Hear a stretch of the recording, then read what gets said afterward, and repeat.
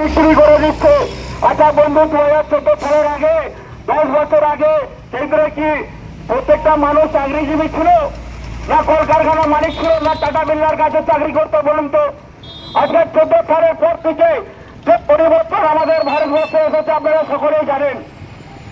মানুষ নিশ্চিন্তে ঘুমাচ্ছে, বর্ডারে ফোর্স বাড়িয়েছে, দেশের উন্নতি করছে, প্রত্যেকটা মানুষের মা বোনেদের চোখে জল দেখে আজকে উজ্জ্বলা যোজনা গ্যাস দিয়েছে আপনারা জানেন।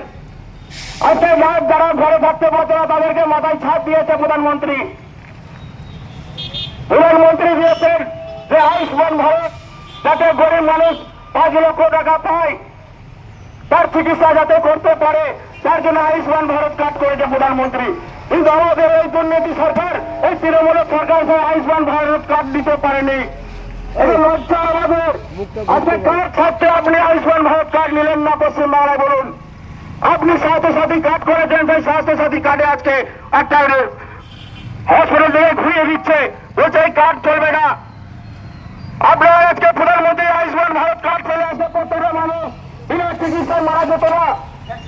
আজকে প্রত্যেকটা মানুষ আজকে যারা আজকে পশ্চিমবাংলায় বাস করছেন, আপনারা বুকে হাত দিয়ে বলুন যে করোনা কালে এই বিজেপি সরকার যদি না থাকতো, মানুষ না খেতে পেয়ে মারা যেত, না চিকিৎসা পেয়ে মারা যেত।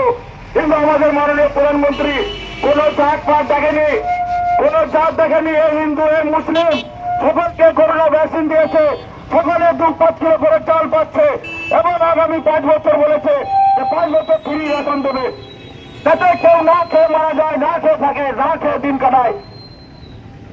আজকে আপনারা জানেন প্রতিবাদ করছেন, গ্যাসের দাম বেড়েছে। আজকে অন্য অন্য রাজ্যে দেখবেন 450 টাকায় গ্যাস দিচ্ছে। রাজস্থানের কিছুদিন আগে সরকার গঠন করেছে ভারতীয় জনতা পার্টি, সেখানে 450 টাকায় গ্যাস দিচ্ছে। আমরা কথা দিচ্ছি আগামী লোকসভা কেন্দ্রে বিজেপি ক্ষমতার পর পশ্চিমবঙ্গের সরকার গঠনের পরে আমরাও 450 টাকায় গ্যাস দেবো বন্ধু। এটা শুধু ভারতবাদী বিজেপি বলে না, বিজেপি যা বলে সেটাই করে দেখায়। আপনারা জানেন মোদীজি যেটা গ্যারান্টি দিচ্ছে, সেই গ্যারান্টি অক্ষরে অক্ষরে পালন করে।